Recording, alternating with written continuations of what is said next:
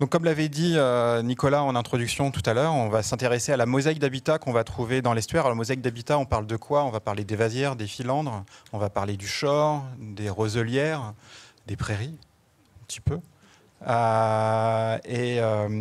Donc, c'est des habitats remarquables parce ils accueillent pas mal de fonctions de l'estuaire, que ce soit en termes de dynamique du carbone, processus biogéochimique, recyclage des nutriments, et aussi de l'accueil d'espèces halieutiques. Et donc, l'objectif, c'est de s'intéresser à ces fonctions qui ont malheureusement un petit peu été chamboulées par l'aménagement de l'estuaire. Et le constat qu'on a fait dans le cadre de SACI, au déparrage de SACI, c'était qu'on n'était pas tellement capable d'évaluer l'impact quantitatif de ces aménagements sur la modification de ces fonctionnalités. Donc, ce qui nous a paru important, c'était d'accumuler et de développer de nouvelles connaissances sur ces habitats de façon à pouvoir quantifier ces impacts et trouver les bons leviers qui vont permettre de restaurer ces fonctions et donc d'aller vers une amélioration de notre estuaire.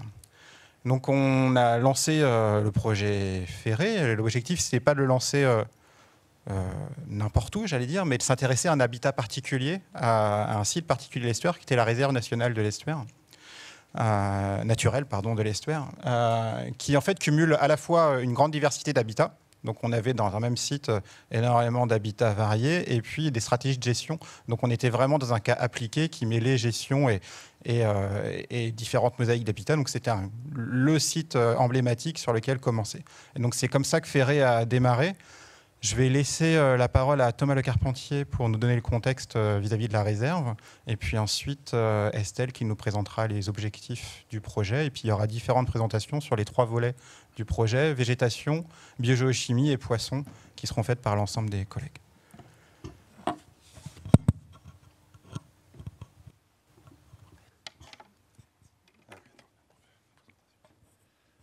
Donc, oui, nous, en tant que gestionnaire d'une réserve naturelle, c'est important qu'on ait des programmes scientifiques qui viennent sur notre territoire et je crois qu'on a accueilli pas mal de programmes de recherche sur les vasières en tout cas. Ça faisait des années qu'on essayait de se mobiliser aussi sur le côté latéral et Ferré était bienvenu pour répondre à pas mal de questions qu'on pouvait se poser sur la réserve. Et comme ça a été dit, on a une multiplicité d'habitats qui était intéressant de pouvoir regarder et de comparer à ce niveau-là, notamment sur les questions de marée. Donc juste pour le côté contexte réserve naturelle, la réserve naturelle de l'estuaire de Seine se situe sur la partie aval de l'estuaire et son embouchure et est une réserve naturelle qui, faut pas se le cacher, est fortement contrainte par les activités anthropiques cette anthropisation va jouer aussi pas mal de questions sur le fonctionnement de notre réserve, notamment sur le fonctionnement des marais ouverts ou endigués. Donc c'est quelque chose qui est relativement important pour nous. Et en termes de contexte, simplement pour vous expliquer un peu la multiplicité des choses, c'est qu'on se situe dans un gradient bien évidemment de salinité tout au long de l'axe Seine, avec des marais qui restent relativement ouverts. Donc c'est les marais marqués UP3, marais non endigués, qui vont se situer au sud de la route de l'estuaire, mais qui sont quand même contraints par les digues en Seine. Le marais qu'on appelle rive sud, donc situé rive gauche de la Seine, qui lui a un mode de fonctionnement relativement naturel en termes d'hydraulique, puisqu'il n'y a aucune contrainte, aucune singularité hydraulique sur la gestion de ce marais. Donc elle fonctionne, enfin il évolue naturellement au gré des apports d'eau et des marées. Et à contrario, rive nord, on va se retrouver dans des marais endigués, qui sont délimités notamment par le chemin de halage ou la route de l'estuaire et la voie ferrée qu'elle supporte, et va continuer. Enfin, cet aménagement portuaire va constituer une première rideau de compartimentation qui nous questionne fortement dans notre gestion au quotidien et sur le fait de se dire est-ce que c'est nécessaire d'intervenir à ce niveau-là et de réouvrir éventuellement ces marais en regard de nos contraintes, de nos objectifs. Et donc voilà, c'est une somme de questions relativement importante et une approche type Ferré est relativement importante pour nous pour pouvoir essayer de dégrossir en tout cas certains thèmes. Donc Pour nous, comme je vous le disais tout à l'heure, la question se porte vraiment sur les marais endigués. Sur les marais ouverts, au final, on laisse faire un peu la nature. Mais sur les marais endigués, on a une gestion hydraulique qui est relativement importante, qui va être basée sur des systèmes de vannage. Et vous avez des exemples de différents ouvrages hydrauliques qu'on peut retrouver sur la réserve naturelle. Ça peut aller de vannes à guillotine, à des clapets anti-retour, à des anciennes vannes de dragage et des vannes un peu plus nouvelles avec des moyens de surverse qui nous permettent de faire des évacuations des excédents d'eau. Mais tous ces ouvrages-là et la gestion qu'on en fait avec un plan de gestion nous pose question sur pas mal de choses. Est-ce que notre gestion est adaptée aux objectifs qu'on poursuit? Est-ce que notre gestion oublie certaines fonctions estuariennes qui pourraient être importantes? Et avoir des informations là-dessus, pour nous, gestionnaires, c'est quand même relativement important pour pouvoir ouvrir un petit peu le champ des possibles et avancer sur ces sujets-là. Bien évidemment, la question qui peut se poser vis-à-vis de ces ouvrages et de ces marais fermés, c'est est-ce qu'ils sont optimaux vis-à-vis de la continuité biologique? Est-ce que les ouvrages qui sont en place ou les modes de gestion qu'on met en place permettent d'assurer une continuité? Et auquel cas, si ce n'est pas le cas, qu'est-ce qu'on pourrait faire pour améliorer cette continuité? Bien évidemment, les interactions sur les processus et de la dégradation de la matière organique, les stockages du carbone, quel est le rôle qu'on pourrait avoir, nous, gestionnaires de réserves naturelles, sur ces cycles? Et bien évidemment, comme je le disais, trouver des axes d'amélioration. On sait que notre gestion n'est pas parfaite, loin de là, mais on fait avec les moyens qu'on a, avec les possibilités qu'on a, et ça n'empêche pas quand même d'avoir des axes d'amélioration. On est bien d'accord. On peut espérer. D'autres questions se posent aussi au-delà de notre gestion et de l'infrastructure de la gestion hydraulique. C'est des projets qu'on a sur de long terme. On en parle depuis de nombreuses années d'améliorer la circulation de l'eau, en tout cas entre la fosse nord, la Seine et le confin des prairies endiguées. Donc là, on est sur le cas des prairies subalophiles. Et ça nous pose question en se disant, voilà, si on devait un jour intervenir pour améliorer la circulation de l'eau, jusqu'où on va? Est-ce qu'on doit penser à une réestuarisation? Est-ce qu'on doit tenir compte des contraintes anthropiques qui s'opposent à nous et qui ne nous permettent pas d'aller justement dans la réestuarisation? Et auquel cas, jusqu'où on peut aller en termes d'amélioration de la fonctionnalité? Et donc là, le fait que Ferré intervienne sur une approche multidisciplinaire nous intéresse, parce que même si toutes les thématiques ne sont pas abordées, on va pouvoir essayer d'avoir une vision un peu plus réelle de ce qui se passe en termes de processus sur le marais et alimenter notre réflexion. Et pourquoi pas peut-être changer ou améliorer les objectifs qu'on serait donnés sur ces projets-là pour inclure un peu plus de fonctionnalités dans la gestion de notre marais. Et donc c'est tout ce qu'on attend de Ferré. Et donc voilà un petit peu les apports qu'on pourrait attendre de Ferré pour la gestion au quotidien de la réserve naturelle. Et c'est ce que je vous ai déjà dit un petit peu avant, c'est vraiment la compréhension du fonctionnement de chaque type de marais, les marais ouverts versus les marais fermés, et aussi selon le gradient de salinité, pour pouvoir se dire voilà, comment on peut placer nos marais et quelles sont les incidences positives ou négatives de notre gestion actuelle sur le fonctionnement, sur la fonctionnalité estuarienne. C'est aussi de déterminer les enjeux et les objectifs qu'on pourrait poursuivre dans le cadre de nos projets de restauration en marais endigués. Nous permettent aussi d'améliorer notre gestion au quotidien, comme je le disais, sur la continuité notamment.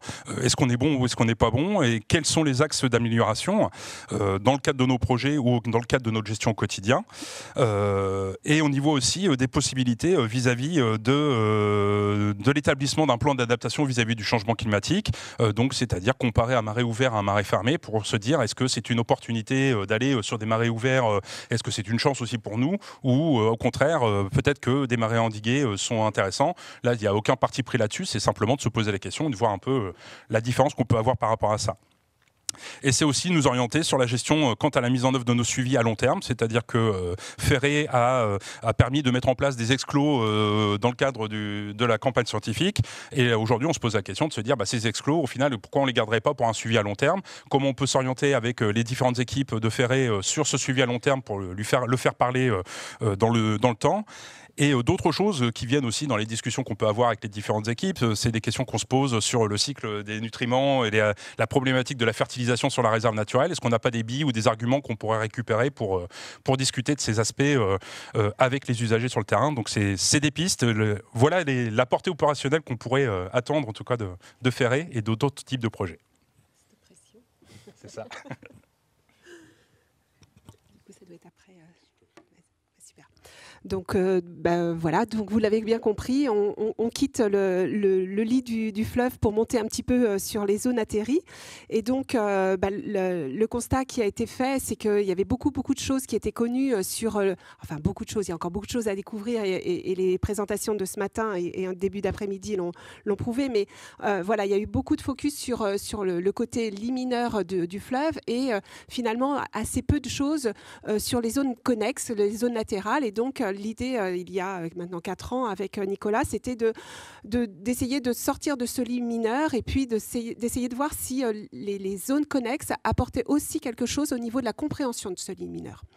Donc, les objectifs de Ferré ont été vite identifiés, à savoir c'était quoi la connectivité, c'était quoi les échanges qui pouvaient se faire entre ces zones atterries latérales et puis les filandres qui alimentaient ces zones latérales.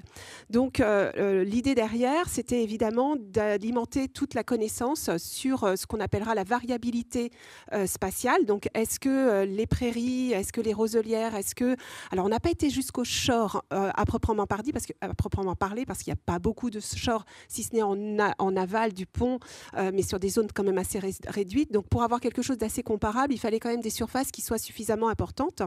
Et donc on s'est focalisé sur une variabilité spatiale, sur des écosystèmes qui étaient largement représentés, et notamment les systèmes prairiaux. Et donc, quels étaient les apports de ces systèmes de filandres qui prennent leur naissance sur le bord du fleuve, et comment ils allaient alimenter en matière organique, en organismes éventuellement, en fonction, donc, tous ces éléments qui étaient plus atterris. Donc ça, c'était la variabilité spatiale. Et puis, on avait aussi l'idée de voir si, lors d'épisodes un peu exceptionnels, on pouvait avoir une modification de ces fonctionnalités. Alors quand je parle d'événements exceptionnels, c'était est-ce que lors d'une sécheresse de quelques semaines, on pouvait avoir une modification, par exemple, du cycle de l'azote, ou voilà, est-ce qu'il y avait une modification de la structuration de certaines communautés, notamment des arthropodes qui peuvent aller se déplacer.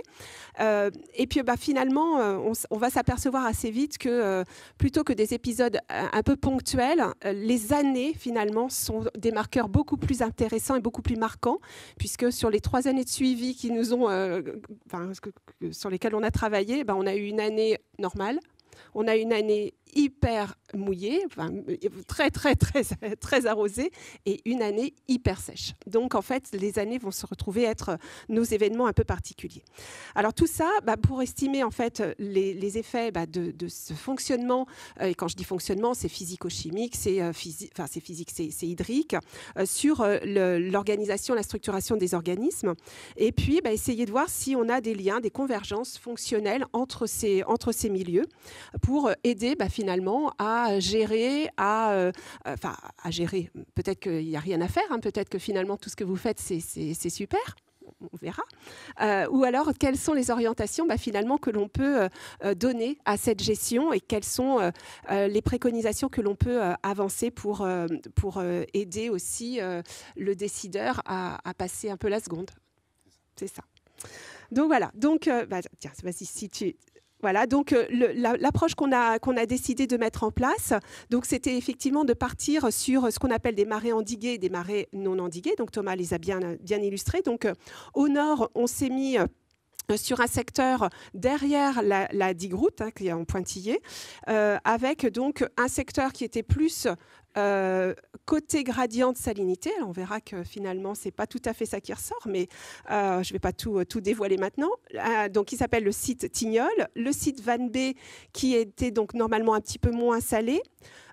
Sur la partie ouest, en fait, on a un autre secteur qui est le secteur de la Grande Crique, qui va être aussi un secteur qui va être utilisé pour tout ce qui va être dynamique des communautés de poissons. Et puis, de l'autre côté, donc, on a le site, et ça ne s'invente pas, le site à Connard, le site Crique à Connard, qui va être en fait notre site ouvert de marais donc non endigués. Donc tout ça avec un gradient de salinité, on l'a dit, mais surtout aussi un gradient de topographie, c'est-à-dire que lorsque vous êtes côté Seine, vous allez avoir des points un peu plus bas, et puis plus vous allez vous éloigner, plus vous allez vous retrouver dans des points hauts. Alors je fais abstraction de tout le système de Bessières qui va être caractérisé par des points topographiques un peu plus bas. Donc voilà, donc on s'est mis dans des situations de gradient de forçage important, salinité, hydrologique ou hydrique, et puis topographique. Donc, je te laisse passer l'autre. Et donc, c'était aussi l'occasion de rassembler un certain nombre de compétences, en tous les cas de disciplines qui n'avaient pas forcément eu l'occasion jusque-là de travailler ensemble. Donc, on a toutes les compétences en hydrologie, notamment sur la dynamique sédimentaire et les transferts hydriques avec nos collègues de M2C, donc qui ont travaillé à la fois en surface, mais aussi en souterrain, puisqu'ils ils ont équipé tout le site sud de piézo profonds, donc allant jusqu'à une trentaine de mètres de profondeur, pour voir les forçages finalement de la nappe. Toute la partie physico-chimique qui associe à la fois les collègues d'EcoBio à Rennes, M2C aussi sur la partie haut, et puis le laboratoire Ecodiv, où on va essayer de voir un petit peu les caractéristiques justement de ces sols. Alors quand je parle sol, on est sur les prairies, sur des structures déjà sur des sols qui sont bien structurés, les sédiments qui sont un petit peu plus jeunes, avec donc une dynamique qui va être un petit peu plus régulière, et puis donc les eaux de surface. Et puis le troisième item, c'est la partie biotope, où on va retrouver finalement les effets de ces facteurs de physico-chimiques sur la structuration des communautés. Alors on a travaillé sur les communautés végétales, sur aussi la microflore du sol avec les interactions plantes et alors ce qu'on appelle la fonge, donc toutes les interactions qu'il peut y avoir avec les filaments mycorhiziens. Et puis, les communautés de poissons qui vont faire, alors les communautés végétales vont faire l'objet d'une présentation par Marcus, une présentation aussi des communautés de poissons par Mathia, et puis tout ce qui va être dynamique justement au niveau des sédiments, cycle de l'azote, carbone, ça va être Jérôme qui va présenter les principaux résultats. Donc voilà, quelques photos qui illustrent concrètement alors les 3 sites qui ont été équipés. Le 4e site qui était en rouge plus vers l'ouest, en fait c'était un site plus d'échantillonnage de la faune, de l'ichtyofaune plutôt. Sur les 3 autres, on a, avec le soutien merci de la Maison de l'Estuaire, équipé en fait des exclos. Alors sur les 9, on en a quand même eu 3 qui ont un peu disparu assez rapidement finalement, tronçonnés par quelques détracteurs. On ne sait pas qui, on ne va pas dire. Voilà. Et donc voilà, à chaque fois, pour chaque transect, un point haut, un point moyen et un point bas pour bien voir un petit peu l'effet de ces gradients, salinité, inondabilité et topographie. Donc on laisse la parole à Marcus. Allez, qui va être donc le premier sur les dynamiques de végétation. Présenter les premiers résultats de Ferré.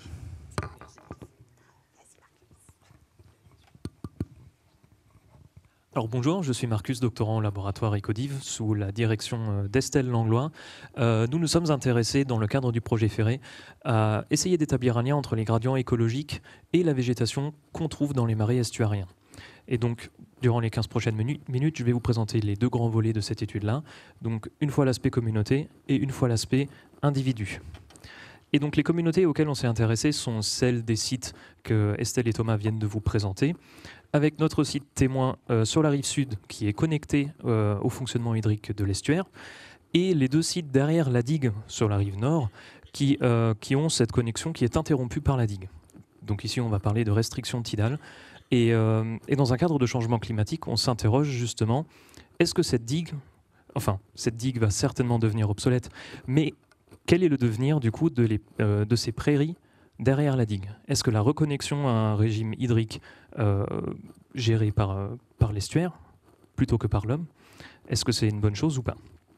Et donc on a essayé d'apporter des éléments de réponse à ça à travers nos sites d'études, donc les 3 secteurs qui ressemblent à ça ici, avec notre site A, donc de la rive sud, qui est connecté, pâturé, et au début du gradient de salinité dans les prairies estuariennes.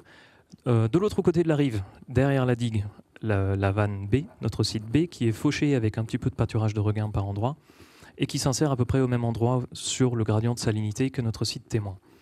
Et notre dernier site, qui est plus proche de l'embouchure, notre site C, est lui aussi endigué.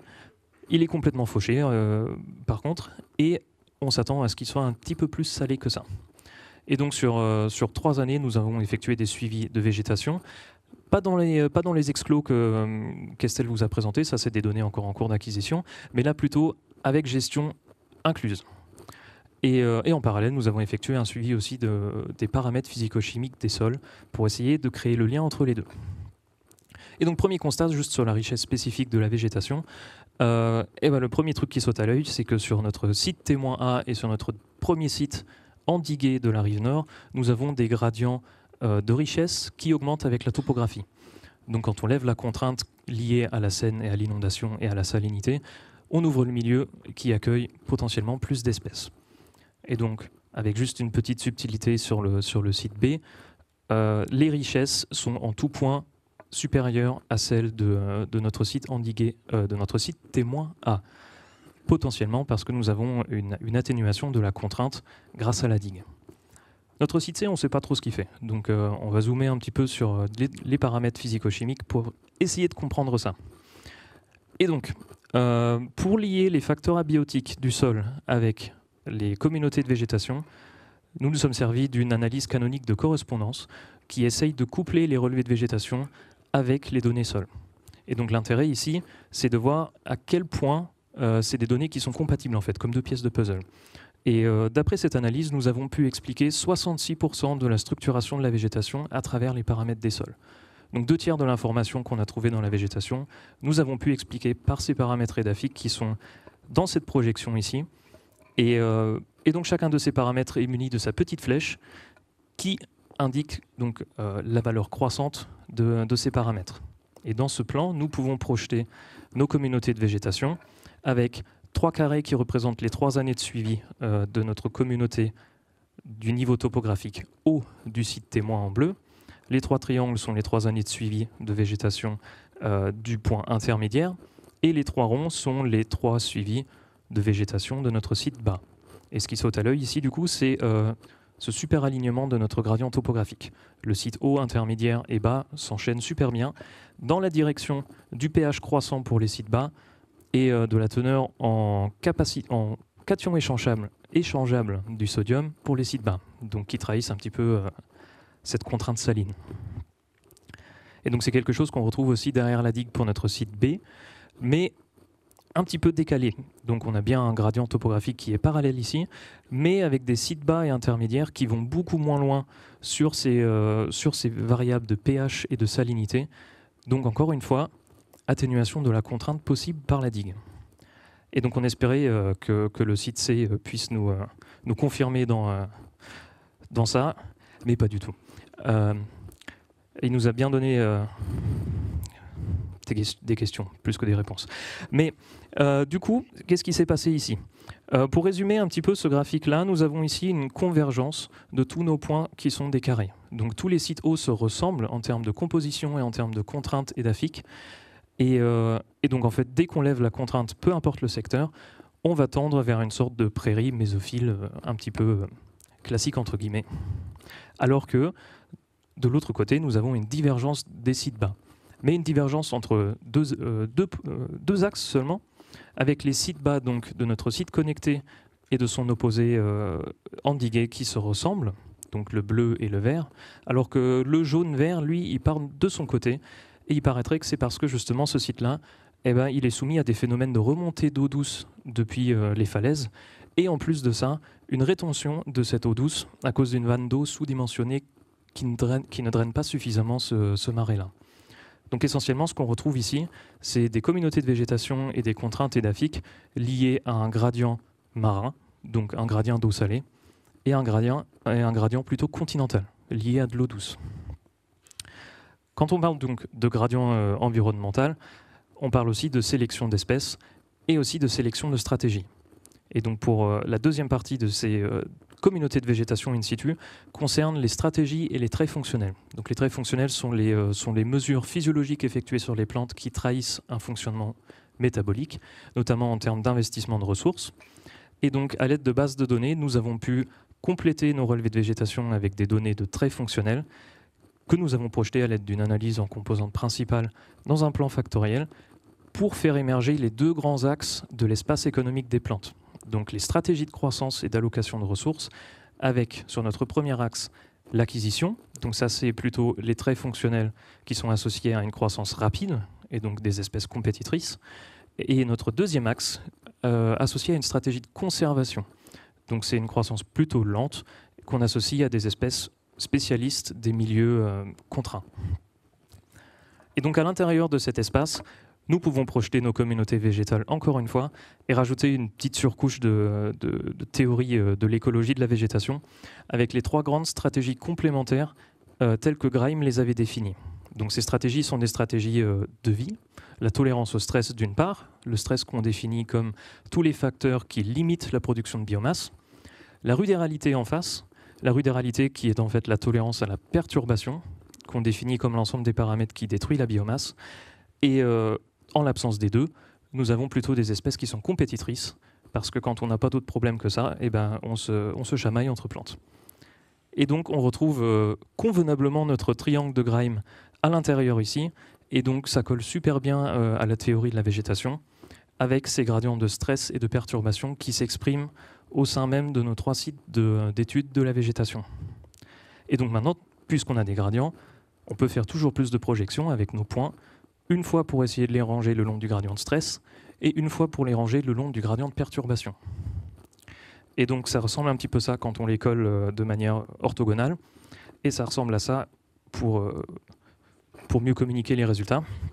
Et donc ce qu'il en ressort, c'est que notre gradient de stress, lui, il est surtout explicable par le niveau topographique. Donc en bleu foncé, ici, vous avez les niveaux de stress qui sont associés à nos sites bas, endigués ou pas.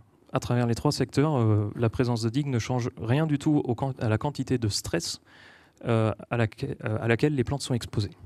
Et donc cette quantité de stress est atténuée quand on remonte et quand on s'éloigne de la scène. La perturbation, en l'occurrence, elle est surtout explicable par les trois types de gestion qu'on a rencontrés sur nos sites. Donc la perturbation, la destruction de biomasse la plus basse qu'on a observée, c'est sur le site pâturé. Et en passant par le site, par le site fauché, et en passant par le site fauché avec pâturage de regain, nous avons rejoint les communautés avec beaucoup de perturbations, avec des stratégies adaptées à une forte perturbation, qui sont pâturées. Et donc encore une fois, l'endiguement, on n'en voit pas la couleur ici dans les stratégies telles qu'elles sont exprimées par les communautés végétales. Et donc pour la petite conclusion intermédiaire, eh ben, visiblement on a une atténuation quand même des gradients de salinité et d'inondation grâce à la digue, parce que nous avons observé des assemblages de végétation différents et que nous pouvons expliquer ça par une modification des paramètres physico-chimiques des sols. Et à côté de ça, nous avons notre gradient de topographie et les différentiels de gestion qui nous permettent d'expliquer les stratégies qu'on a exprimées, qu'on voit exprimées au sein de nos sites. On a aussi quelques effets secondaires auxquels on ne s'est pas trop attendu. Le premier étant donc cette rétention d'eau de notre troisième site d'étude.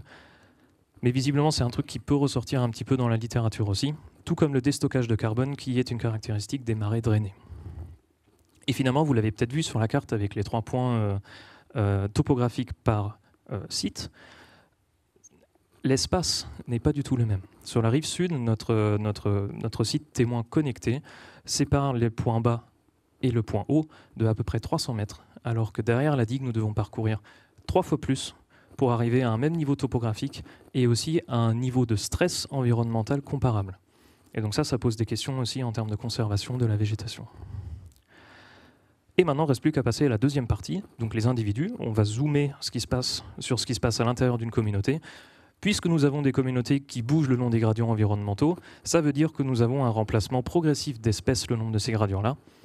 Donc la question se pose de qu'est-ce qui se passe du coup quand on modifie ces gradients-là dans un contexte de changement climatique, comment est-ce que les espèces vont répondre individuellement à ça? Donc notamment sur les paramètres d'inondation et de salinité. Et est-ce qu'on ne peut pas aussi les démêler? Parce que dans l'estuaire, inondation et salinité sont toujours un petit peu corrélés. Et donc pour ça, nous avons imaginé un dispositif expérimental au laboratoire Ecodiv où nous avons croisé 3 concentrations de sel avec 3 fréquences d'inondation, ce qui a résulté du coup en 9 modalités qui miment un petit peu la totalité des conditions qu'on peut trouver au sein de notre estuaire. Et à l'intérieur de ces 9 modalités qui sont en fait des piscines, nous avons planté des espèces caractéristiques des prairies humides de la Seine, le vulpin genouillé, la grande fétuque et la houle laineuse, et qui ont poussé donc par individu tranquillement dans des pots de 4 litres qu'on a remplis avec du sol de l'estuaire de la Seine pour standardiser un maximum de paramètres. Les données que nous avons acquises ici, dans le but justement de voir la réponse des espèces à la modification de ces contraintes-là, c'est encore des traits fonctionnels. Donc encore une fois, des choses qu'on espérait révéler un fonctionnement physiologique sous-jacent de nos espèces. Donc des trucs comme la matière sèche foliaire et la teneur en chlorophylle qui sont des indicateurs de l'allocation de ressources dans la qualité de la matière organique. Ça par contre, ce sont des mesures qui sont destructives, donc on ne peut faire qu'une seule fois. Une fois qu'on a fait ça à la fin de l'expérience, l'expérience est finie. Et du coup, pour compléter ça avec des données un petit peu plus temporelles, nous avons mis en place un suivi de la croissance non destructif au cours du temps.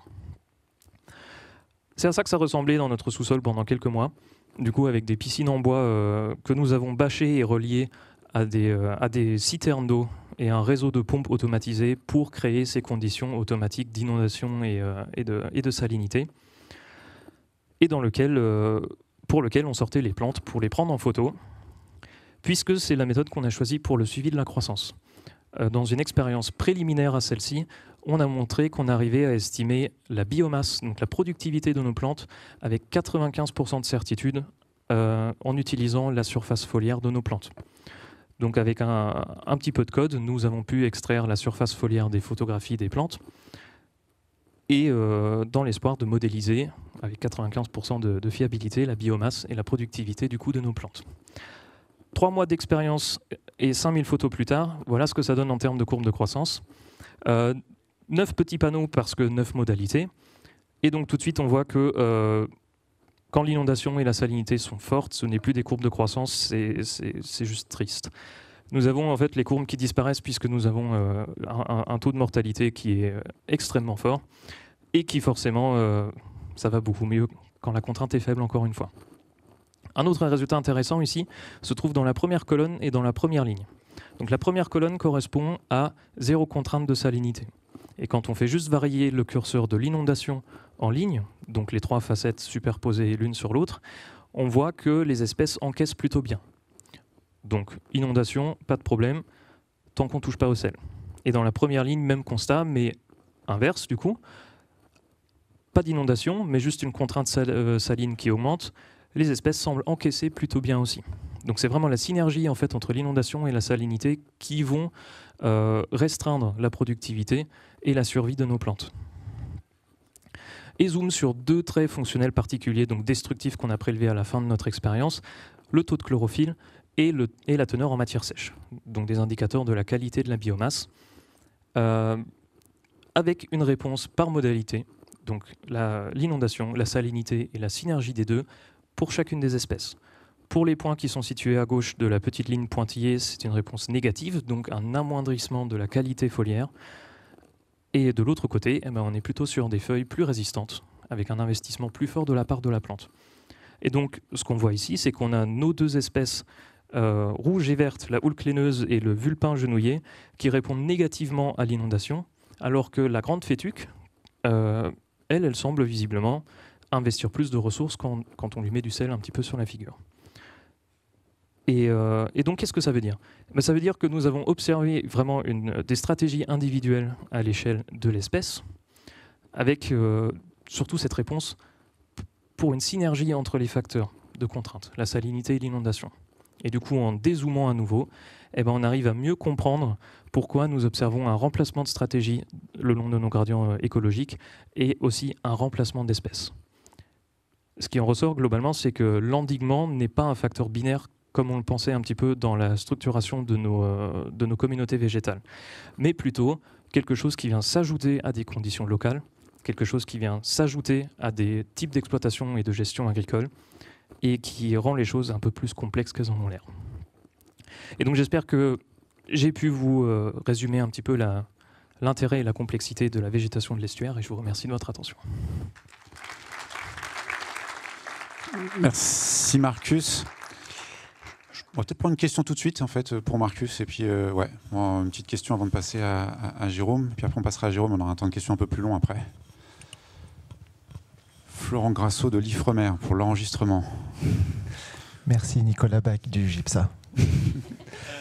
Merci beaucoup pour ta présentation. Juste j'ai pas très bien compris. Alors la slide 38, je crois. Celle-ci. Oh, pardon, non, juste celle d'avant. Ouais. Celle-ci. Oui, et donc là, je vois pas quand on mélange inondation et sel de comportement négatif, comme j'avais cru comprendre avant. Ici, ce sont donc les points, c'est les coefficients directeurs de modèles linéaires. Donc des modèles linéaires dans lesquels nous avons modélisé, d'une part, ça pointe pas très bien, mais tout en haut du coup, la teneur en chlorophylle, en utilisant les modalités d'inondation et de salinité comme facteurs explicatifs dans le modèle. Et quand le coefficient directeur est négatif, du coup on a une réponse négative de la part de l'espèce concernant cette variable-là. Et donc, scindé par modalité, nous retrouvons en rouge et en vert nos deux espèces qui ont un coefficient directeur négatif lorsqu'on augmente uniquement l'inondation. Donc ça, c'est les deux points rouge et vert en haut. Et à contrario, nous avons l'espèce bleue qui, elle, a plutôt répondu à la contrainte de salinité. Donc là, les points bleus sont associés à la modalité NaCl. Et donc c'est cette modalité-là qui a fait réagir la plante. Une absence de points et de couleurs veut dire aussi absence de réaction ici. Donc l'espèce bleue, elle a uniquement réagi à la salinité, mais elle n'a pas réagi à l'inondation, ni à la synergie des deux. Est-ce que ça répond à votre question ? Merci. On va passer à Jérôme. On a un petit temps d'échange à la fin du projet Ferré, parce qu'Estelle nous fera un petit bilan. Donc si vous avez encore des questions sur la végétation, on pourra y revenir tout à l'heure.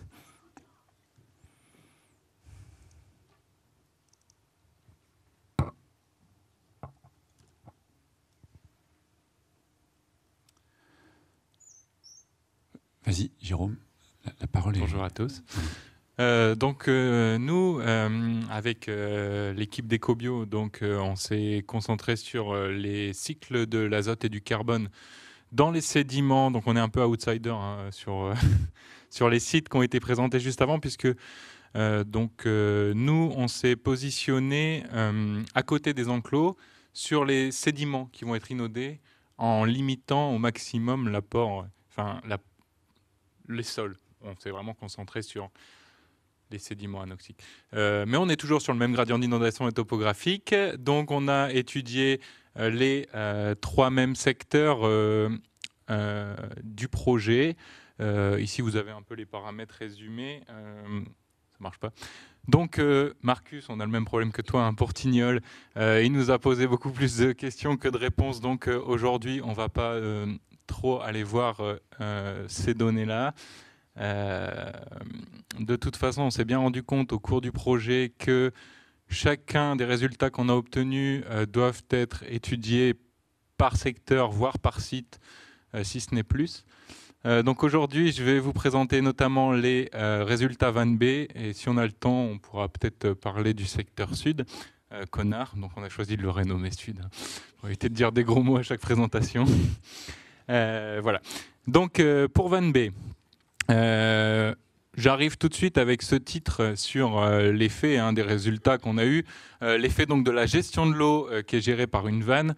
Donc je fais un focus par rapport à au graphe de Thomas tout à l'heure. Notre valve, elle est identifiée par un triangle ici sur ce que vous voyez. Et vous avez le graphe à droite de l'inondation. Alors vous voyez bien qu'on a deux périodes très facilement identifiables.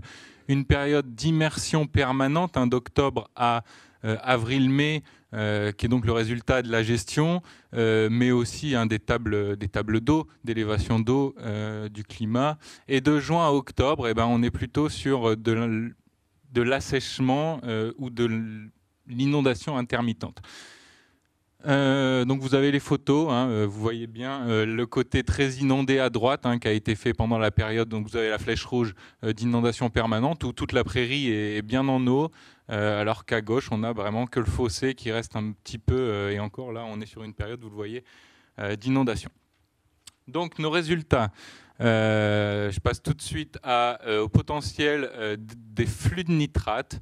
Donc là, on voit qu'au niveau des 2 saisons, on a un potentiel de réduction de nitrate et de production d'ammonium différent, avec plus élevé lors de l'inondation permanente. Alors qu'on n'est pas dans une saison qui est censée, on est en hiver, donc on n'est pas dans une saison qui est censée être propice au processus microbien. Et pourtant, c'est ce qu'on voit.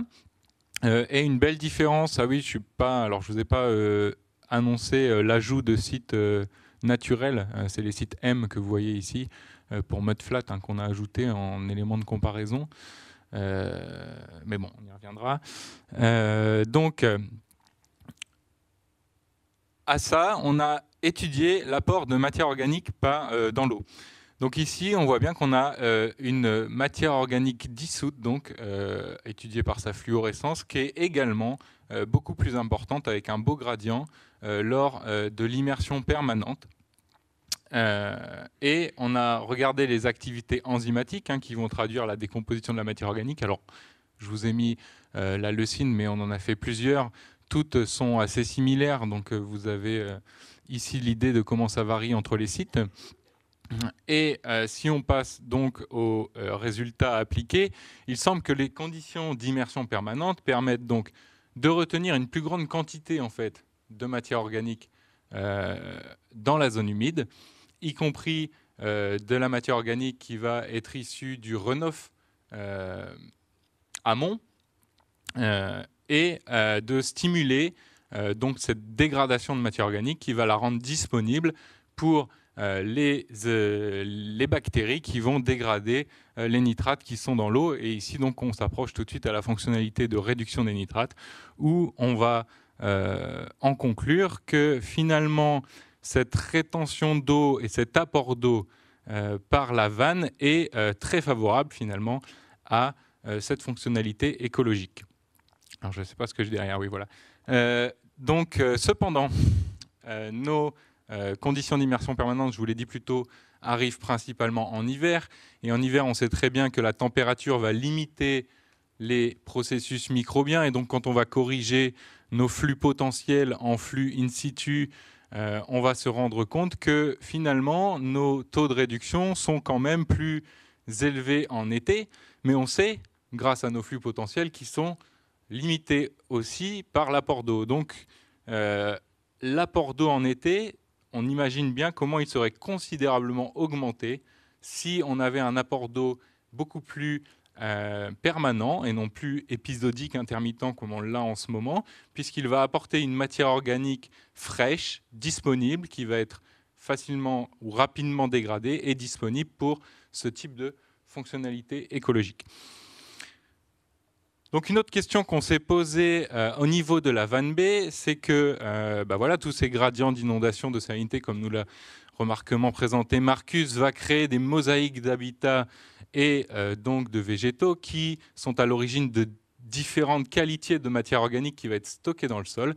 Et donc on s'est demandé quel était l'effet des différentes qualités de matière organique issues des communautés végétales sur la fonctionnalité de la réduction des nitrates également. Donc pour ça, on a été rechercher les communautés dominantes à une certaine période de l'année. Alors, je ne suis pas botaniste, mais je suis allé sur le terrain, j'ai regardé quelles étaient les espèces les plus présentes, j'ai pris plusieurs plans et on les a utilisés derrière, on les a fait identifier et on les a utilisés. Et on va regarder comment leur qualité impacte cette fonctionnalité. Donc on a analysé leur qualité de cette manière, où on voit finalement que le microphytomatos, alors le fameux mot barbare que Élise a introduit ce matin, c'est donc des microalgues qui se développent sur les sédiments intertidaux, principalement en vasière, va être différent des autres communautés végétales. Ici, on voit bien qu'on a une structure très différente des plantes, avec des très petits lipides et des carbohydrates principalement issus des polysaccharides et de l'ADN, donc très facilement accessible et disponible, contrairement aux plantes qui vont plus posséder des lipides plus compliqués, énormément de lignine et de tannin, et les autres carbohydrates plus complexes. Donc ce qu'on a fait, c'est qu'on a introduit dans une expérience en laboratoire des poudres de ces matières organiques au sein du sédiment et on a fait un suivi pendant 3 semaines de comment elles vont impacter les taux de réduction de nitrate et autres processus associés. Et ce qu'on voit, c'est qu'en fait, le microphytomatos, alors je suis embêté de ne pas avoir le petit... vous l'avez encadré en rouge. Donc la première semaine, le microphytomatos va extrêmement stimuler la réduction du nitrate. On le voit de façon très efficace. On a un petit gradient également entre les autres espèces végétales, notamment le carex qui était le plus complexe. Donc on voit bien qu'il a beaucoup plus de mal à stimuler au départ la fonctionnalité de réduction des nitrates. Tout ça comparé au contrôle qui, lui, est faible. Par contre, quand on va passer aux semaines suivantes, on va voir que le microphytomatos, qui est toujours à droite en rouge, va diminuer extrêmement vite. Finalement, après une semaine, il n'a plus presque aucun intérêt pour cette fonctionnalité, alors que les plantes, elles continuent à progressivement stimuler la fonctionnalité. Et ce qu'on voit en fait, c'est que quand on fait le bilan total, on se rend compte qu'il y a plus de nitrate qui est réduit dans les réacteurs qui ont été enrichis avec des plantes qu'avec le microphytomatos. Donc tout ça, ça nous donne des informations intéressantes. Je vous encourage à aller lire l'article qui vient de sortir sur cette étude, qui est donc très intéressante et beaucoup plus riche que cette présentation, mais à montrer que la matière organique issue du microphytomatos et des plantes peuvent contribuer tous les deux à stimuler la réduction des nitrates, mais de façon différente et en fait complémentaire, puisque le microphytomatos va lui contribuer rapidement, seulement il va être dépendant d'un turnover de cette matière organique rapide, et de ce qu'on sait en tout cas de renouvellement du microphytomatos, ça me paraît faible pour stimuler sur le long terme cette fonctionnalité. Donc, ce qui veut dire que les sédiments non végétalisés vont dépendre d'un apport de matière organique extérieure, notamment des plantes qui, elles, vont, malgré un temps nécessaire à leur dégradation, à leur réduction, pouvoir stimuler de façon complémentaire cette fonctionnalité. Voilà pour cette partie Van B. Et merci Jérôme.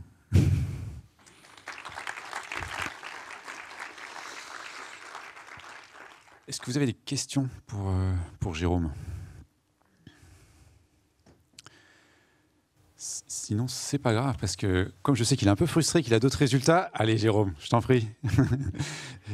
C'est pas du tout prévu. On repart. Et qu'est-ce qui se passe sur le site ouvert ? Et qu'est-ce qui se passe sur le site ouvert alors ? Alors, il y a une suite. Merci de t'avoir posé la question. Donc, je vais vite revenir sur la partie 1, là, pour vous recontextualiser. Donc là, on était sur le site encadré en rouge. On va passer très rapidement à ce que nous montrent nos résultats sur la partie sud 3, donc en bas, là. Le secteur sud, connard. Donc là, en fait, ce qu'on peut observer est sur le site 1. Alors, le site 1 que vous voyez sur cette image, c'est le site où il y avait l'enclos le plus haut du projet ferré. Et ensuite, c'est 3 et 4 pour vos autres enclos. Nous, on a rajouté 2 sites sur ce gradient. Et en fait, sur le site 1, il y a énormément de colocataires d'échantillonnage que vous pouvez voir sur cette photo qui a été prise lors de l'échantillonnage. Donc en fait, mon postulat ici, en analysant les résultats au fur et à mesure, c'est que les zones humides intertidales et tout ce qui est prairie sont supposées agir comme des pièges à sédiments. Donc on va avoir un apport de particules par la marée qui va se poser dans les prairies et donc le sédiment va être séquestré dans un environnement anoxique donc, et non dégradé. Donc c'est la séquestration du carbone. Et en deuxième part, on a ces zones humides qui agissent comme des filtres naturels en retenant les nutriments. Donc on a des eaux qui sont censées arriver chargées de la rivière et filtrées lors de leur passage dans les prairies pour repartir un peu plus clean. Sauf que dans ces prairies qui sont pâturées, comme nous l'a expliqué aussi Marcus tout à l'heure, on a des troupeaux qui vont entraîner une compaction du sol et elle est très évidente quand on arrive sur ces sites. Les vaches détruisent les sols et donc elles peuvent favoriser le relargage du carbone qui est censé être stocké dans ces zones, dans l'eau qui passe par là et qui repart. Et c'est pareil, on a des excréments très importants de ces troupeaux qui vont potentiellement, au lieu d'être filtrés pour l'eau, vont être rechargés. Et en fait, c'est exactement ce qu'on voit. C'est que nos sites 1, donc en haut, vous avez, lorsqu'on a étudié nos flux, nous, on rajoute de l'eau au-dessus, chargée en nitrate, pour regarder comment la fonctionnalité de réduction des nitrates va agir. Et ici, on voit qu'en fait, on a un relargage dans notre eau d'ammonium et de phosphate. Et quand on suit les flux qui font suite à ce relargage dans l'eau, on voit qu'on n'a même pas de réabsorption, on a en continu un relargage de ces éléments dans l'eau. Donc sur une fonctionnalité et des écosystèmes qui sont censés être filtres, là on voit qu'on a plutôt un effet inversé. Et quand on regarde dans la filandre, on voit ces gradients, hein, notamment pour le phosphore, qui est bien présent, où le site 2 est chargé en fait par le site 1 de ces éléments. Donc on est sur des résultats préliminaires. Suite à ces découvertes, on continue nos investigations. En tout cas, on a l'impression que sur la fonctionnalité de séquestration du carbone, on a très peu de séquestration du carbone d'origine aquatique dans ces sites, ce qui donc est assez surprenant dans un premier temps. Et par contre, on voit que sur les sites de la filandre, des sites vaseux, on a énormément de carbone d'origine terrestre. Donc finalement, on a plus un apport terrigène sur les sites aquatiques qu'un apport aquatique sur les sites terrestres. Voilà. Et par contre, sur la fonctionnalité de réduction des nitrates, tous nos sites, y compris le site 1, sont toujours absorbeurs de nitrates. Donc on a toujours cette fonctionnalité qui est présente. Donc malgré ce postulat un peu alarmant, il y a des bonnes choses qui peuvent toujours être là. Mais ça nous pose en tout cas cette question en termes de gestion de comment gérer cette présence de troupeaux sur ces sites ouverts. Et voir sur les sites fermés, c'est des questions à se poser également. Voilà, bon, je vous remercie beaucoup. Désolé pour cette extension. Merci Jérôme, c'est parfait. Est-ce que vous avez du coup des questions pour Jérôme? Vous avez eu le temps de mûrir. Vas-y Romain. Merci beaucoup pour ces riches présentations. J'ai une question par rapport aux puits de nitrates que tu viens d'évoquer. Quel est le devenir de ces nitrates? Est-ce qu'ils vont rester là ou est-ce qu'ils vont être dénitrifiés et repartir est-ce que l'azote va repartir dans l'atmosphère? Alors c'est le but recherché, hein, bien sûr, d'une dénitrification complète. Donc ici, nous, les graphes que je vous présente sont la transformation du nitrate, donc qui est plus présent, donc qui est censé être transformé en nitrite. Donc bien sûr, ensuite, s'il suit globalement son cycle, il est censé être complètement relargué dans l'atmosphère sous forme de diazote. La plupart du temps, c'est le cas sur des analyses préliminaires qu'on a regardées. La dénitrification, et que ce soit en termes de littérature ou sur nos propres expériences, est le principal processus actif. Mais bien sûr, on a encore... tout n'est pas dénitrifié totalement. Mais globalement, c'est quand même le cas.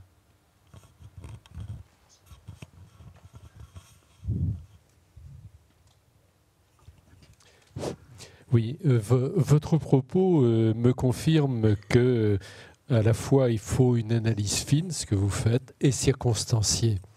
Car j'ai eu l'occasion d'entendre des collègues, à vous ou pas, mais enfin, nous expliquer combien le pâturage était préférable au fauchage dans les prairies de façon à permettre non pas le tassement, mais au contraire le développement des vers de terre et un certain nombre de choses.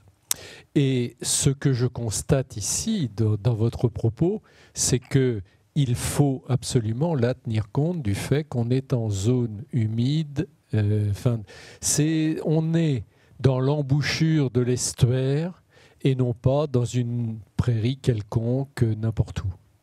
Et cela, c'est important de le redire parce que malheureusement, sinon, je crains qu'on ne voit un propos comme celui-ci, détaché de son contexte, nous revenir autrement et vouloir nous prouver que le fauchage, c'est la solution à tout. D'accord. Bien sûr, je pense que ces personnes qui ont dit ça ont étudié certains processus et bien sûr pas forcément des prairies intertidales. Hein. Il faut tenir compte que là, on a donc un aller et venu d'eau et des fonctionnalités écologiques associées aux prairies intertidales. Et ici, voilà, c'est en fonction de la question qu'on se pose, est-ce que le pâturage est positif ou non? Je pense qu'il y a des points positifs, il y a des points négatifs. Aujourd'hui, ce qu'il faut qu'on regarde, c'est prioriser quelles fonctionnalités écologiques on veut donner à nos prairies intertidales. Merci beaucoup. On va enchaîner sur la dernière présentation de résultats. Donc, on va s'intéresser aux poissons avec Mathia du muséum. Je te laisse te présenter, Mathia. Et on aura un petit bilan d'Estelle dans la foulée de Mathia et on prendra après des questions plus générales si vous le souhaitez.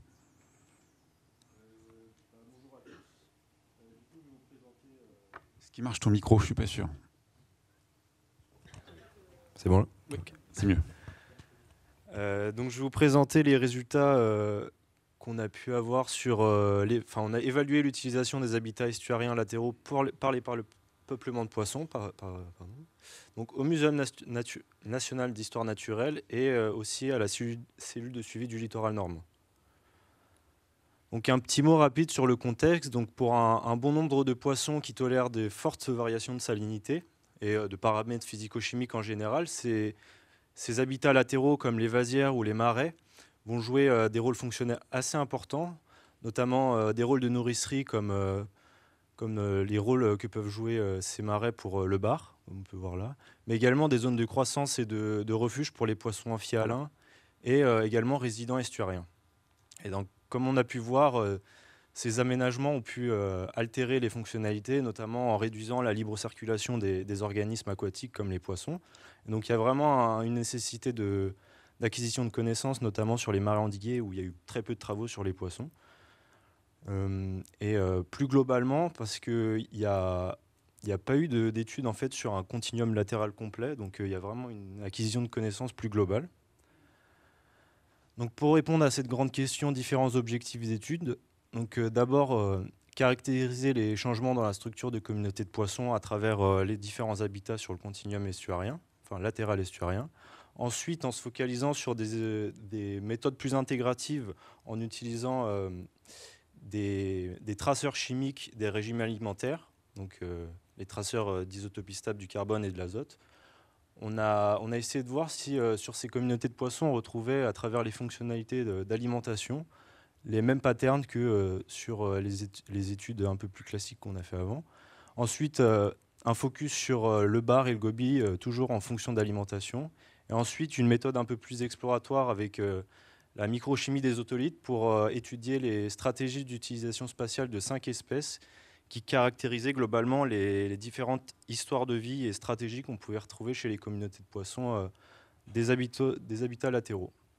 Donc voici notre site d'étude. On a étudié ça avec des prélèvements sur 2 ans, au printemps et à l'automne, sur différents secteurs qui représentaient le gradient de salinité longitudinal. Et dans chacun de ces secteurs, on peut voir par les petits icônes qui modélisent les prélèvements.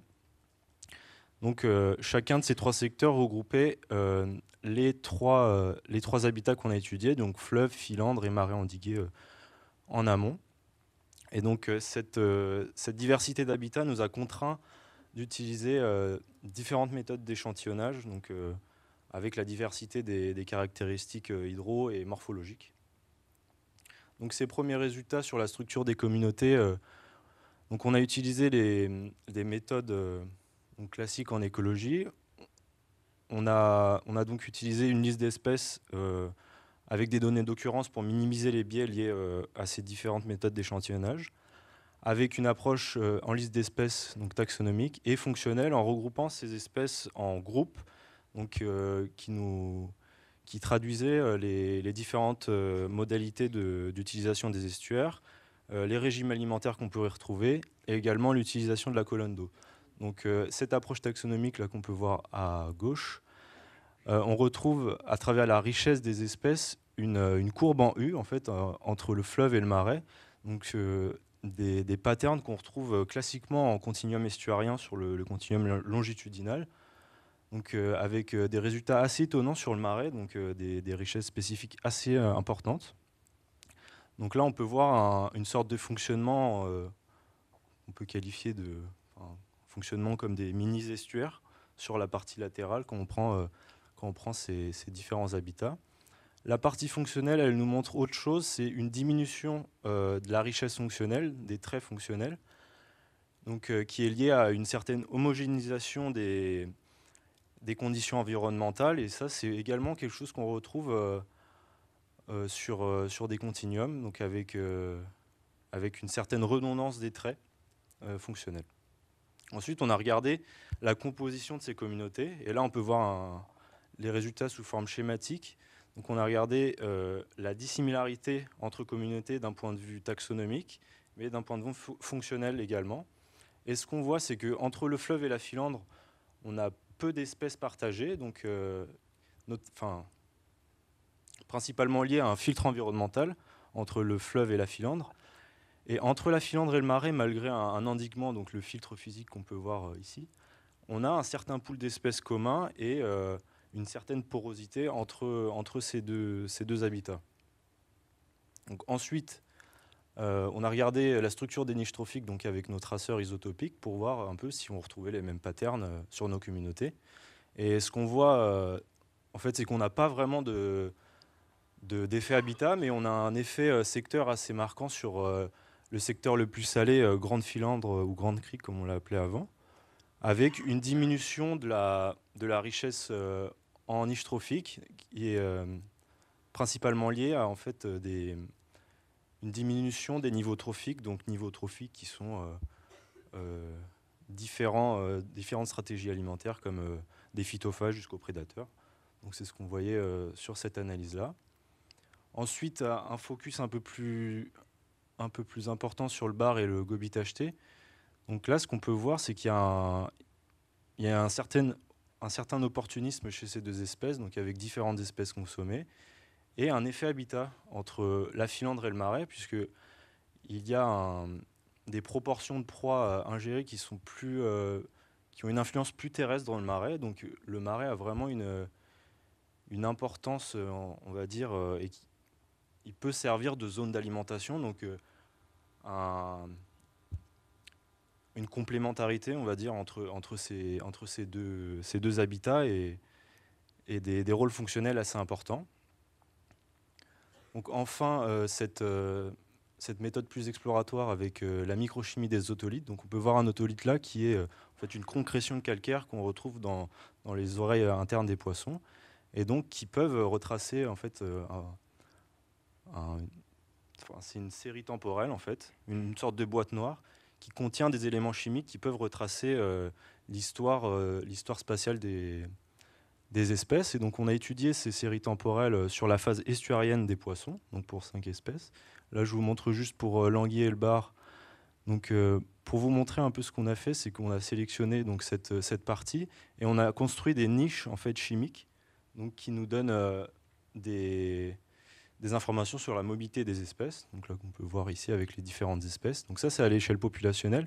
Et ensuite on a fait ces analyses à l'échelle individuelle, et ce qu'on voit pour l'anguille et le bar, c'est que les individus qu'on a capturés dans le Marais sont globalement plus mobiles. Donc ils auront visité plus d'habitats, et en fait en colonisant tout le gradient latéral, auront potentiellement rencontré des différentes masses d'eau aux caractéristiques physico-chimiques différentes.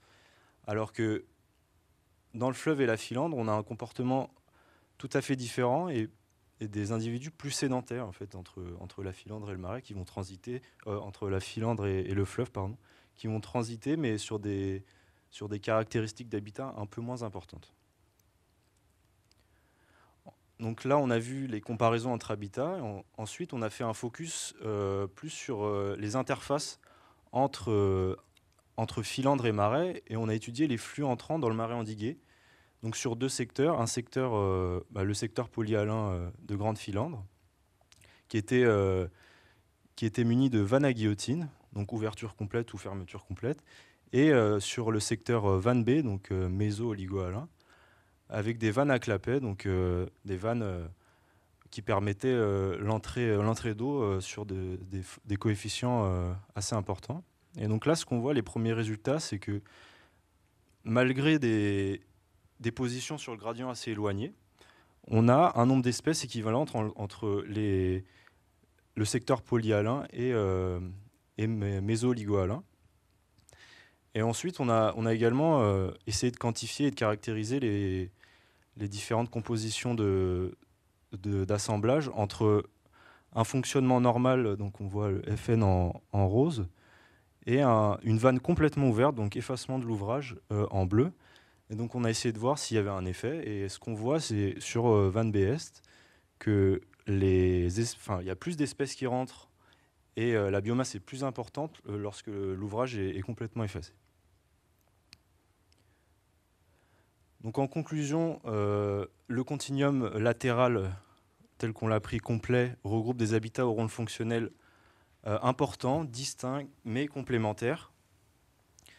Qu'on avait différents continuums latéraux sur le gradient longitudinal avec différents fonctionnements défilants. Donc là également une certaine complémentarité et vraiment l'importance d'avoir des filantes dans chacun des domaines halins de l'estuaire. Donc ces filantes qui assurent une connectivité en fait, entre toute la mosaïque d'habitat sur la plaine alluviale et qui jouent le rôle vraiment de corridor pour les espèces aquatiques. Des marais endigués qui sont en fait un refuge dans la configuration actuelle. Elles sont un refuge pour les espèces d'eau douce et également amphihalines comme des espèces menacées d'extinction comme l'anguille européenne. Et donc enfin que les modes de gestion, là ce qu'on a vu, sont probablement impliqués dans une certaine structuration des peuplements de poissons sur certains sites. Donc, voilà, merci de votre attention. Merci. Merci Mathia.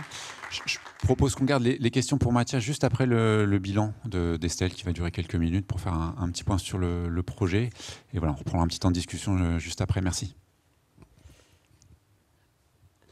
Donc voilà, donc vous avez eu un aperçu de quelques résultats qui sont associés à ce projet ferré. Alors je dis quelques résultats parce qu'on a quelques collègues qui ne sont pas présents et qui ont également travaillé donc sur cette problématique de l'effet de la compartimentation finalement des milieux en milieu estuarien, et notamment Julien Pétillon et Aurélien Ridel qui donc sont à Ecobio à Rennes et qui ont travaillé à la fois sur les communautés d'araignées mais aussi les communautés de carabes. Et donc alors on a réussi à sortir un résultat un peu plus marqué. Sur les carabes, c'est un petit peu plus compliqué parce que ça bouge un peu plus au niveau des communautés. Donc au niveau des araignées, il montre aussi qu'il y a voilà, des assemblages qui sont un petit peu différents en fonction des secteurs qu'on a étudiés. Et il y a aussi évidemment un effet assez marqué du niveau topographique sur la structuration de ces communautés. Donc le premier résultat, c'était effectivement que le secteur de Van B va avoir une grosse hétérogénéité, une richesse qui va être un petit peu plus importante que les autres secteurs. Alors à droite, vous avez la proportion des espèces qui sont communes aux 3 secteurs, à 2 secteurs, et puis les pourcentages d'espèces aussi qui sont spécifiques à chaque secteur. Donc on voit que c'est assez stable entre ces 3 secteurs, mais qu'il y a quand même 37% d'espèces qui sont communes entre les 3 sites d'études. Donc le secteur B, donc assemblage plus riche, notamment sur la zone basse, avec des explications qui sont plutôt liées à des variations locales, notamment des épaisseurs de litière qui sont très marquées. Le secteur sud qui va être plutôt piloté entre guillemets par l'influence directe de la Seine, en fait, de l'inondation liée au facteur marée. Et puis notre fameux secteur Tignol qui va encore sortir du lot et en fait qui va converger avec ce qu'on a pu mettre en évidence avec Marcus, c'est-à-dire que finalement la façon dont les assemblages d'espèces vont être contrôlés, c'est plutôt lié à la non lié à la salinité, c'est-à-dire plutôt à la présence d'eau douce. Et en fait, sur ce secteur, effectivement, on a cette rétention d'eau douce liée au fonctionnement souterrain qui est particulier, avec un secteur qu'on appelle la mare plate, avec une recharge de cette nappe qui vient de la résurgence de l'eau des coteaux, du plateau et donc qui passe par le karst et les coteaux. Donc voilà pour ce qui est de ce volet arachnide. On a également des résultats complémentaires au niveau du fonctionnement des sols cette fois-ci. Alors Jérôme a parlé un petit peu de ce cycle de la matière avec un focus sur le carbone et l'azote. Dans les prairies, on a également mis en évidence un certain nombre de résultats contrastés sur les 3 secteurs, et notamment au niveau de la fonction de stockage du carbone. Alors, on retrouve encore notre site sud, le secteur Tignol et le secteur Van B. Donc, sur le stockage du carbone, en fait, on a partitionné la colonne de sol en 2 grandes catégories. Ce qu'on appelle le 0,30, c'est-à-dire l'influence de ce qu'on appelle le mât racinaire, c'est-à-dire là où vous allez avoir tout simplement l'ancrage de la végétation et donc une biomasse racinaire plus importante, et le 30-75 qui va donc perdre progressivement cette teneur en matière organique. Alors, on pensait que ça allait perdre cette teneur en matière organique. Donc en fait, quand on compare ces deux niveaux de sol, on s'aperçoit que finalement dans le sud, dans le secteur sud, on va avoir une augmentation de cette concentration de stockage en carbone au fur et à mesure qu'on s'élève topographiquement. Et quand on regarde plus profondément, en fait, on s'aperçoit qu'au contraire, il y a beaucoup plus de carbone stocké dans les zones plus profondes, dans les points bas, par rapport aux points hauts. Et dans les parties, cette fois-ci du marais endigué, on va avoir des patrons d'organisation qui sont à peu près les mêmes au niveau de la partie surface, mais quand on regarde dans les parties plus profondes, on va avoir une quantité de carbone qui va être beaucoup moins importante. Donc si on regarde la totalité de carbone stocké sur le site sud, quand on cumule les 0,30 et les 30,75, on se retrouve avec un site non endigué qui va avoir une fonction de stockage de carbone qui va être beaucoup plus importante, et qui va être non seulement plus importante, mais quasiment égale sur les parties basses, moyennes et hautes. En fait, on rattrape ce qu'on n'a pas stocké dans la partie supérieure avec ce qui est stocké dans la partie inférieure. Alors, ce qu'il faut comprendre dans la partie sud, c'est qu'on est sur un hydrodynamisme donc très important et sur une dynamique sédimentaire qui va être extrêmement positive. Alors, ça complète aussi les travaux qu'ont fait les collègues du laboratoire M2C, puisque en plus des piézos profonds qu'ils ont mis, ils ont aussi mis des altus, et qui ont permis donc de voir un petit peu l'accrétion ou l'érosion au cours du temps. Donc les valeurs qu'ils ont pu enregistrer au bout d'1 an, c'était, et Julien, tu me diras si c'est bon, mais c'est une variation de 10 cm, avec des zones d'accrétion qui peuvent être assez conséquentes. Sur les 3 ans quasiment de suivi que l'on a fait sur le terrain, on avait mis des espèces de plaques pour mettre des pièges à sédiments qui n'ont pas fonctionné dans le système. On a pu récupérer ces plaques à plus de 18 cm de profondeur. C'est-à-dire qu'en 3 ans, on a eu une accrétion de 18 cm de sédiments.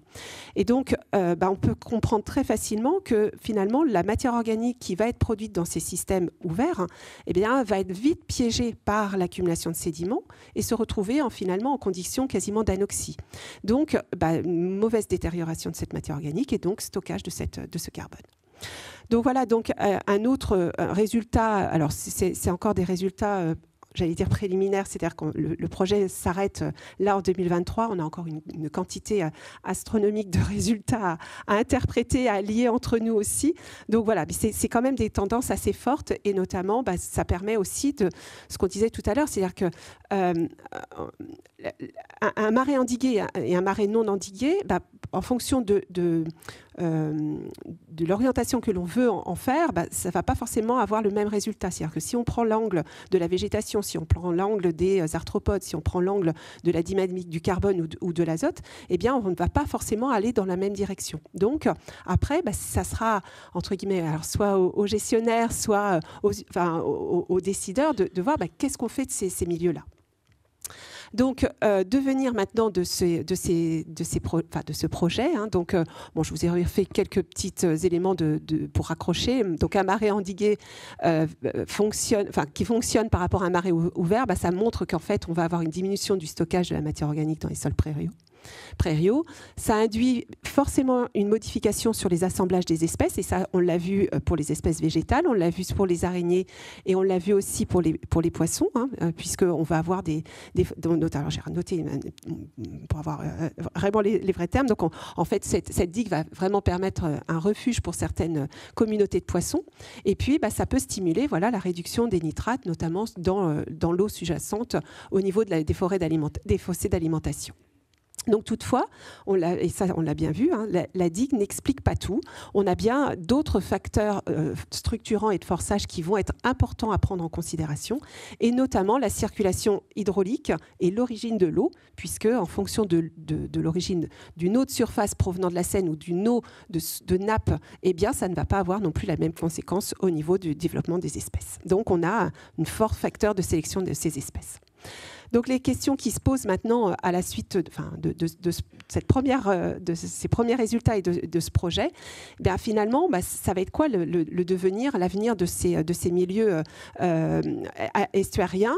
Est-ce que finalement on va se retrouver dans un contexte où les espèces vont avoir suffisamment d'espace pour finalement migrer, ou en tous les cas s'adapter à ces nouvelles conditions de vie? Donc en gros, ça c'est résumé par ce petit schéma ici, hein. Lorsque les marées, alors c'est les salt marshes, mais en anglais c'est tous les marais estuariens, hein. Donc est-ce que ces marais estuariens vont avoir la possibilité de migrer et d'avoir l'espace pour finalement retrouver une sorte de résilience un petit peu plus haut, ou bien est-ce que finalement ils vont se retrouver coincés avec des aménagements, avec des structures qui sont particulières? Alors là c'est une digue, mais ça pourrait être un grand canal. Eh bien on va se retrouver avec ce qu'on appelle des milieux, des salt marshes. Alors le terme anglais c'est squeezed, c'est coincé, hein, comprimé entre deux éléments. Donc le risque, à terme, c'est que si effectivement il n'y a pas cet espace d'évolution, de libre migration de ces milieux, eh bien on se retrouve avec des milieux qui vont finalement disparaître, et avec eux un certain nombre d'organismes.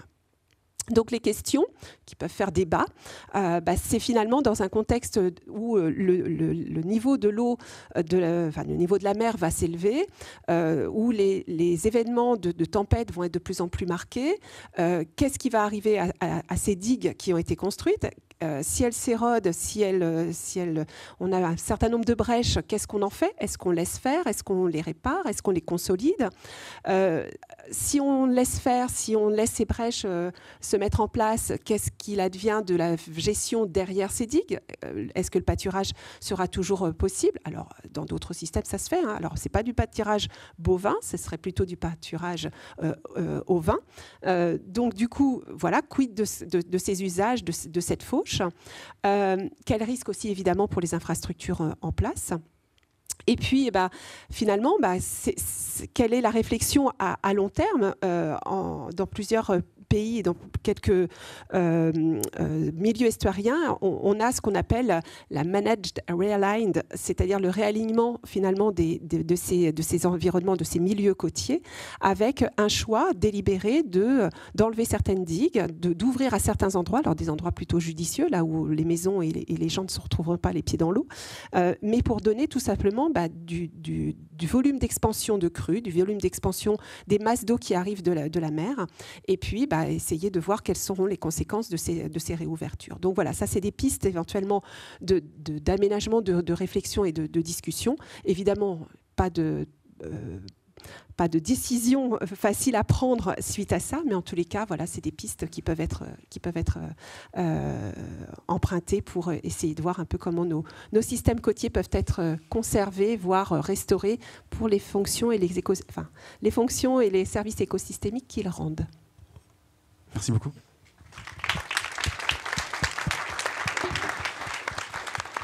J'ai oublié de faire une diapositive, mais évidemment, merci à tous les collègues et tous les stagiaires aussi qui ont participé à cette étude.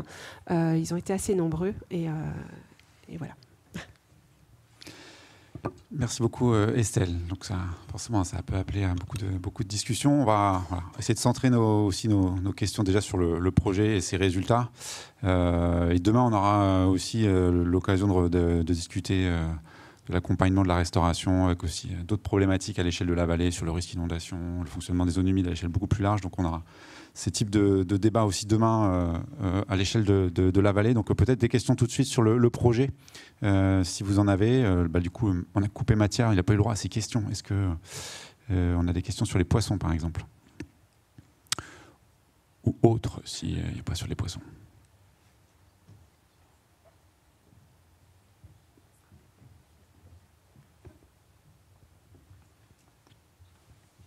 Pas de questions? Si, merci.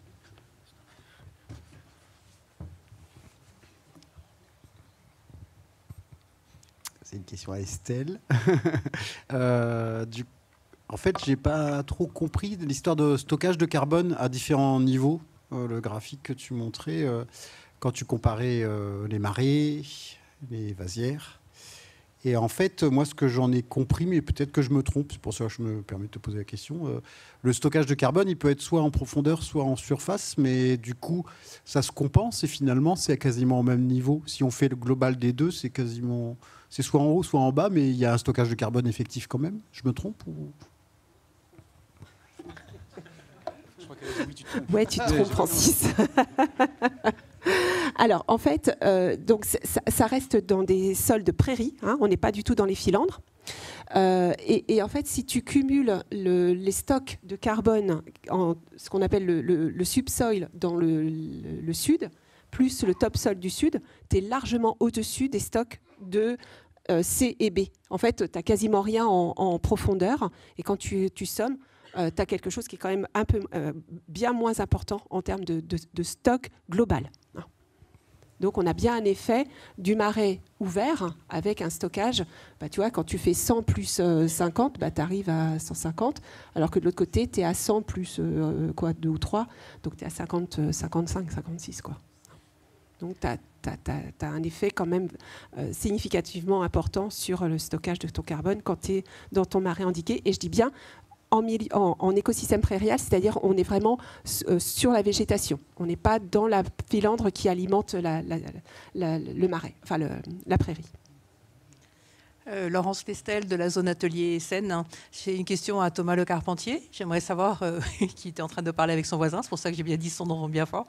J'aimerais j'aimerais avoir votre réaction en fait à ces résultats. Est-ce que vous y attendiez? Est-ce que vous connaissiez la particularité du site de Tignoles? Est-ce que vous commencez à intégrer ces résultats dans votre réflexion sur la gestion future de la réserve naturelle? Oui, alors la particularité de Tignoles et le désarroi des différentes équipes, on met ça sur le côté et la particularité de la mare plate, donc une remontée forcée de la nappe de la craie qui résurge dans la plaine alluviale. Ça, c'est quelque chose que ça fait longtemps qu'on soupçonnait l'intérêt, en tout cas écologique, de cet intérêt. Ça le renforce encore plus. Ça nécessite peut-être d'explorer un peu plus pour comprendre mieux les mécanismes. Mais effectivement, après, sur les questions liées à notre gestion, oui, mais maintenant, il faut faire le tri. C'est-à-dire que entre les besoins pour les poissons, les besoins sur le cycle de la matière, ou au final, renouveler plus souvent la masse d'eau dans le marais nous paraît judicieuse et importante, il y a d'autres contraintes qui sont liées à ça. C'est-à-dire, est-ce qu'on en est dans la capacité? C'est-à-dire qu'à certaines périodes, notamment estivales et printanières, on va peut-être aussi, par des autres objectifs de gestion, se refuser à faire entrer trop d'eau dans le marais. Donc là, il faut trouver le juste milieu en fonction de vouloir ménager la chèvre et le chou, ou de vouloir faire l'effet couteau suisse et essayer de répondre à toutes les fonctions. Là, je crois qu'il faut qu'on assimile un petit peu tout ça, qu'on en discute pour voir les opportunités.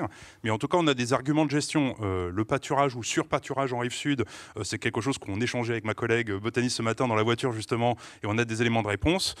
Maintenant, que faire par rapport à ça? Oui, réduire la pression de pâturage pourrait être intéressante ou autre. Maintenant, est-ce qu'on a les moyens de le faire et comment on le fait? On n'est pas les seuls à décider. Donc, il va falloir composer avec et le justifier sur cet intérêt-là, au moins auprès des agriculteurs. Est-ce que c'est quelque chose qu'on veut? C'est une question qu'il faut qu'on se pose aussi en interne. Le refuge constitué par l'endiguement et les marais fermés pour les poissons, c'est quelque chose qu'on tendait pas trop à percevoir au départ. On était plutôt à se dire que c'était mieux à réouvrir et à aller sur des fonctionnalités estuariennes. Là, ça va peut-être nous changer un petit peu de paradigme, mais que ça va un peu dans le sens aussi d'un maintien à court terme ou à moyen terme de nos marais endigués. Par contre, ce ne sera pas forcément tenable dans le temps. Mais peut-être qu'on a une phase de transition à assumer aussi, en maintenant ces marais fermés ou en les rendant un peu plus perméables. Voilà, donc ça oriente. Maintenant, comme je dis, il faut vraiment qu'on assimile tout ça et qu'on fasse des choix, comme ça a été dit tout à l'heure. C'est qu'on ne pourra pas répondre à tout. Donc, qu'est-ce qu'on va juger prioritaire? Là, voilà, c'est quelque chose d'important. Merci beaucoup. On va s'arrêter là du coup pour cette session, comme ça on est à peu près pas trop en retard. Merci bien, c'est une conclusion du gestionnaire, conclusion ouverture pour la suite, c'est bien.